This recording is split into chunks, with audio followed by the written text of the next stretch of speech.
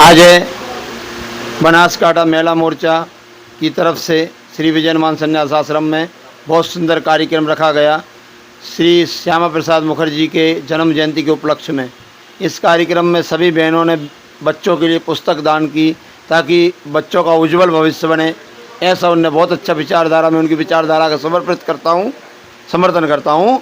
और आगे मैं इतना ही कहना चाहता हूँ आप सबसे कि भाई जो श्यामा प्रसाद मुखर्जी अपने देश के लिए संगठन के लिए उन्हें जीवन समर्पित किया, उस जीवन के समर्पित के उपलक्ष्य में लेकिन नरेंद्र मोदी भाई ने अपने प्रधानमंत्री जी माननीय जी हैं, उनने उनके सपनों को साकार किया है। किनके सपनों को?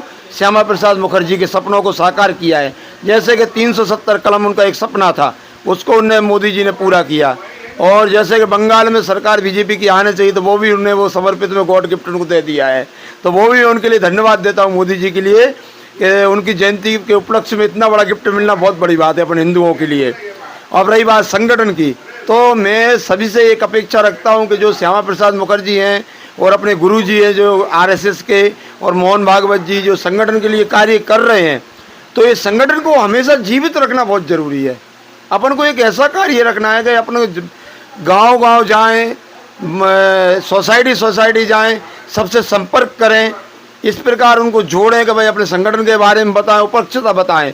और इसके साथ साथ अपन अच्छे कार्य करें जाकि पब्लिक की सुविधाओं के लिए, जैसे किनको कार्य करने चाहिए, वो भाजपा के लिए करना चाहिए, कार्यकर्ताओं के लिए।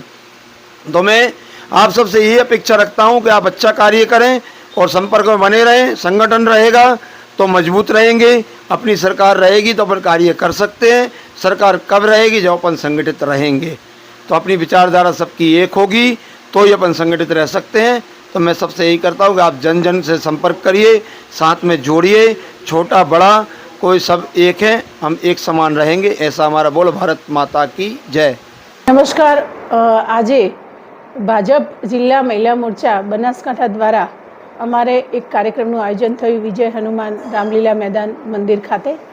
આ કાર્યક્રમમાં અમારે પ્રદેશમાંથી જે પ્રમાણે સૂચના હતી એ મુજબ ડૉક્ટર શ્યામા પ્રસાદ મુખર્જીની જન્મજયંતિ 125મી જન્મજયંતિની ઉજવણી નિમિત્તે અમે સૌ મહિલા મોરચાના બહેનો આજે એકત્ર થયા હતા અને એ સૂચના મુજબ અમારે વિદ્યાર્થીનીઓ અને બહેનો સાથે ડૉક્ટર શ્યામા પ્રસાદ મુખર્જીના જીવન વિશે, એમને કરેલા સંઘર્ષ વિશે, એમની રાજકીય કારકિર્દી વિશે અમારે સૌએ દરેક લોકોને, સામાન્ય લોકો સુધી આ વાત પહોંચાડવાની હતી।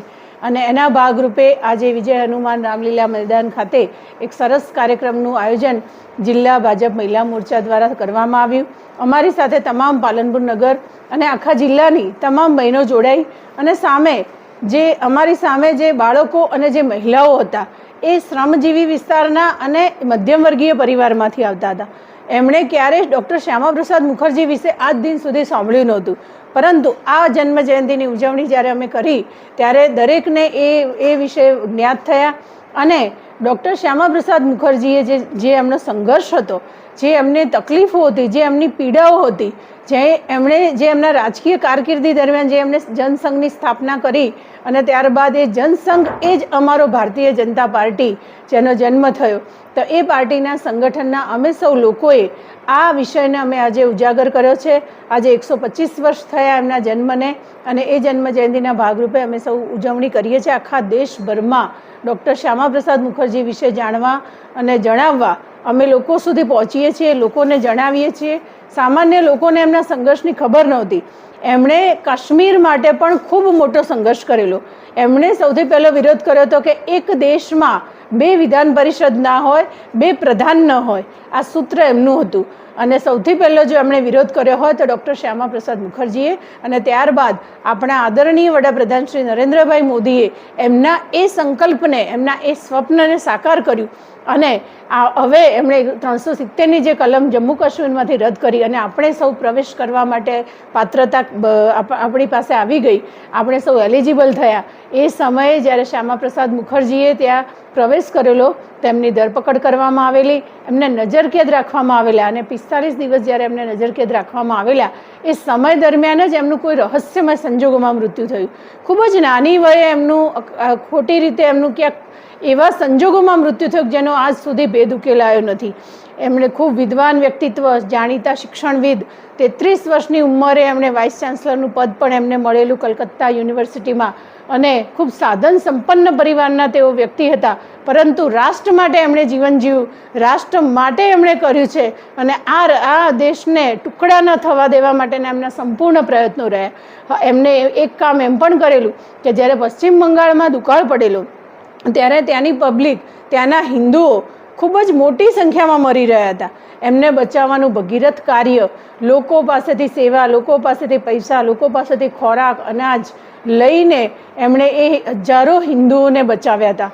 આમ રાષ્ટ્ર નિર્માણના શિલ્પી એટલે કે ડૉક્ટર શ્યામા પ્રસાદ મુખર્જી, જેમની જન્મ જયંતિ આજે અમે ખૂબ ગર્વ સાથે ભારતીય જનતા પાર્ટી ઉજવી રહી છે, અને અમે સૌ મહિલા મોરચાના બહેનો આજે એકત્ર થયા, આ વિસ્તારની બહેનો, આ વિસ્તારની વિદ્યાર્થીનીઓ સાથે સંવાદ કર્યો છે, અને એ બહેનો સુધી અમારા વિષયને પહોંચાડ્યો છે.